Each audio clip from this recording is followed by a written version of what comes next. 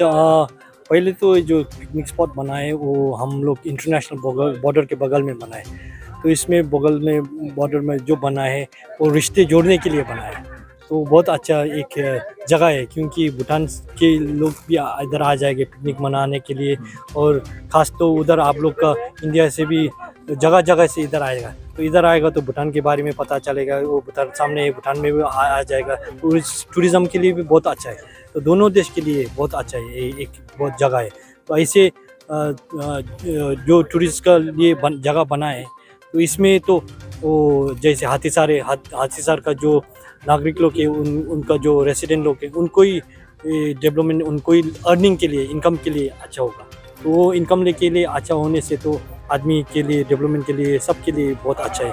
तो हमारा तरफ से तो ये जो पिकनिक स्पॉट बनाए, बहुत अच्छा सोच के फिर ये क्या बोलेंगे, ऐसे एक जगह में बनाया है जिसमें नेचर का भी कुछ अप्रिशिएट करे, जिस नेचर को भी देखकर, नेचर को भी सोचकर कंजर्वेशन के लिए भी अच्छा है, मगर वो इको टूरिज्म के लिए, सबके लिए अच्छा है। बहुत वही बताना चाहता हूँ। এইটো আমি যোনটো মনাবলি এইটো আজি ওপেনিং কৰা হ'ল। এইটো অকল আমাৰ কাৰণে নহয়, এইটো সাৰা ভাৰত বা সাৰা ইণ্ডিয়া আৰু সাৰা ভূটান, ইণ্ডো ভূটান ইহঁতেও আহি পেলাই ইয়াত কৰিব পাৰে। ইহঁতে ভাল মতন ইহঁতে খাবও পাৰে আৰু ফূৰ্তিও কৰিব পাৰে। এইটোৰ কাৰণে আজি বহুত ইয়াত আমাৰ ভূটানৰ পৰাও আহিছে, ইণ্ডো ভূটানৰ পৰা, ভূটান ইণ্ডো ইণ্ডিয়া ফ্ৰেণ্ডশ্বিপ এইটো বিফা প্ৰেচিডেণ্ট তেওঁলোকে আহিছে আৰু আমাৰ ডিয়াপৰ ছাৰো আহিছে। ইয়াত বহুত আমাৰ কি কয় SSB ছাৰবিলাকো আহিছে, চবেই আহিছে, আজি ইয়াত যোগদান কৰিছে। এইটো যোগদান কৰা মতে আজি আমাৰ এইটো মনাবলিটো অপেনিং হৈ গ'ল। এইটো অপেনিং হোৱাত আজি ভূটানৰ পৰা আমি যি পাব লাগে, এইটো ফ্ৰেণ্ডশ্বিপ মদত এইবিলাক চব পালোঁ। আৰু হমেশা আমি ভূটানৰ পৰাই আমি ফ্ৰেণ্ডশ্বিপত ইয়াত গধুৰভাৱে আমি আৰু কৰিবৰ কাৰণে চিন্তা কৰি আছোঁ। এইটো অকল ইয়াত আমি ভূটানৰ কাৰণে নহয়, অকল আমাৰ ইণ্ডিয়া, সাৰা ইণ্ডিয়া আৰু যিকোনো জেগাৰ পৰাই আহি ইয়াত খাব পাৰে এই পিকনিক স্পটত। এইটো আজি অপেনিং হৈ গ'ল, মোৰ ইমানে কোৱাটো শেষ হ'ল। কিন্তু আমি সেইটোৰ বিৰুদ্ধে কিছুমান দল সংগঠন বা গভৰ্ণমেণ্টৰ পৰা কিছুমান নিৰ্দেশ দিছে, কি ধৰণৰ আপোনালোকে পালন কৰে? নাই, এইটোতো এতিয়া গভৰ্ণমেণ্টৰ পৰা যিটো নিৰ্দেশ দিছে এইটোতো দিয়াটো ঠিকেই। এতিয়া আমি ইহঁতে যেনেকৈ নিৰ্দেশটো দিছে তেনেকৈ আমি পালি পেলাই যাম। কিয় মানে আমি গভৰ্ণমেণ্টৰ মানুহ হাতত নাৰাখিলে এইটো উপায় নাই। ইহঁতে ইয়াক যোগদান কৰিবই লাগিব। অকল আমি পাব্লিক থাকিলে নহ'ব, অকল পাব্লিক থাকিলে আমাৰ পাব্লিকৰ কথাটো নুশুনে বেছিভাগ মানুহে। এইটোৰ কাৰণে আমাৰ গভৰ্ণমেণ্টৰ মানুহটো লাগে, এইটোৱে আৰু কি। অ'কে, আচলতে এৱাৰনেছ ক্ৰিয়েটিং কৰিব বিচাৰিছোঁ। আমি ইক' টুৰিজিম যিটো কনচেপ্ট, মানুহে ফূৰ্তি কৰক, মানুহে গছো ৰাখক, গছকো ভাল পাওক, প্ৰাকৃতিক এনভাইৰনমেণ্টৰ লগত মানুহে নিজকে এটা ভাল পাব।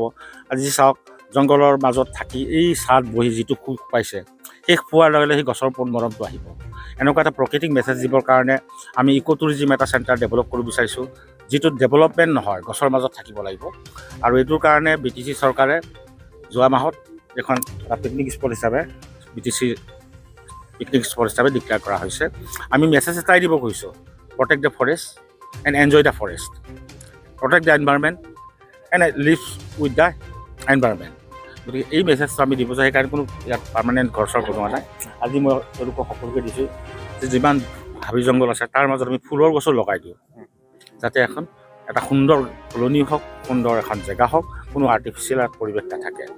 আৰু মই ভাবোঁ যে ইয়াতে অকল সেইটোও নহয়, আমি ইণ্ডো ভূটান যিটো ৰিলেশ্যনশ্বিপ, আজি ভূটানৰ মানুহ আহিছে, আমিও ভূটানৰ লগত যাম, সেই ৰিলেশ্যনটো যাতে অলপ ভাল হয়। আজি এখন মানুহক লগ পাবৰ কাৰণে জেগা এটা হওক।